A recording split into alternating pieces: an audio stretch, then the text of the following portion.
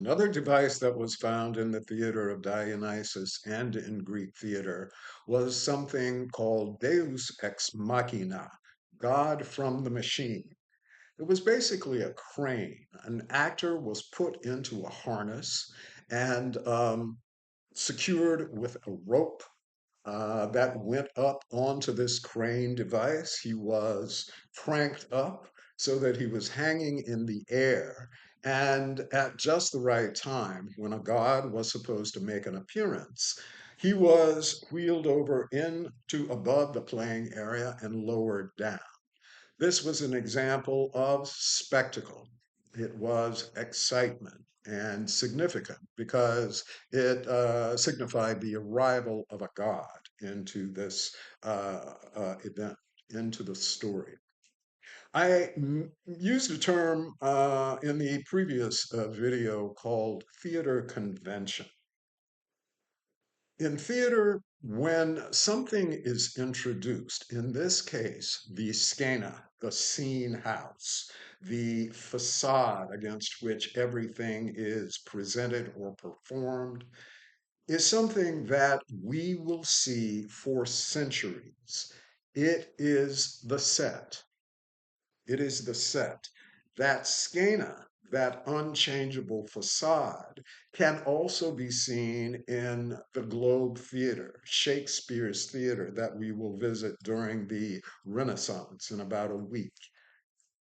From there, we see that same structure modified and changed throughout history, but it is always a scene house, a representation of a specific location. So when we talk about theater conventions, that's an early example of a theater convention, that scene house. We will talk about lots of them throughout our discussion of theater as it evolves and we move from century to century. Now, there were four categories of performers in the Greek tragic theater: actors, chorus, musicians, and extras. There were three speaking actors, individual speaking actors who portrayed the main characters in the play. Males, females, these three actors were cast based on their speaking ability. This was a primarily vocal practice, performing in these Greek tragedies. No one, because of the size of the theater, was looking for any subtleties in terms of character portrayal or emotional intensity. These actors had to speak and speak clearly. The actor who was selected to play the main character obviously only played that character, but the other characters were portrayed by the other two speaking actors.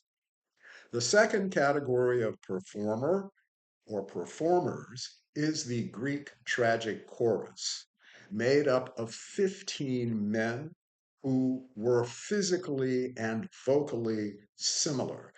It was important for the members of the chorus to look alike, to be able to move in unison. The effect of the chorus was to be as a single character.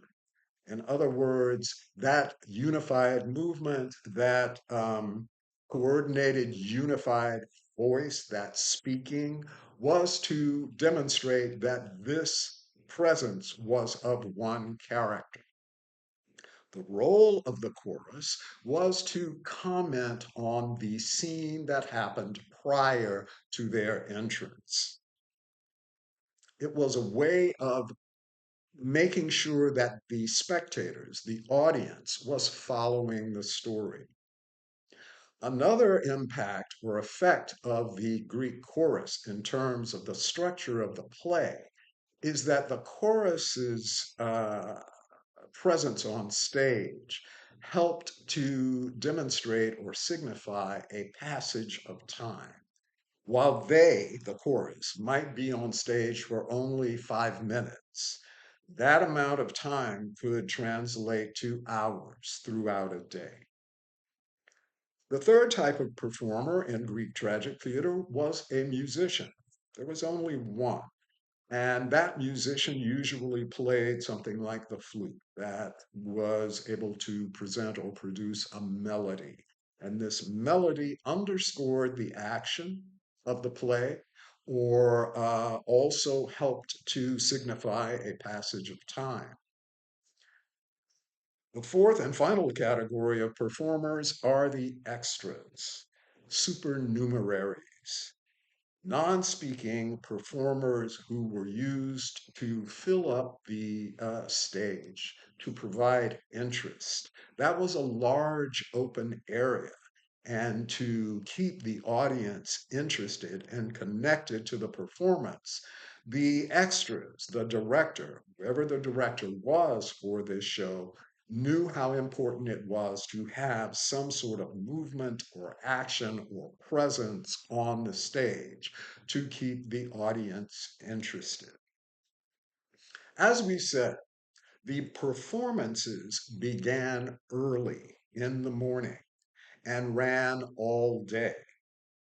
After a group of three tragedies during one day of performance, because the Dionysian festival, the city Dionysia, lasted for an entire week.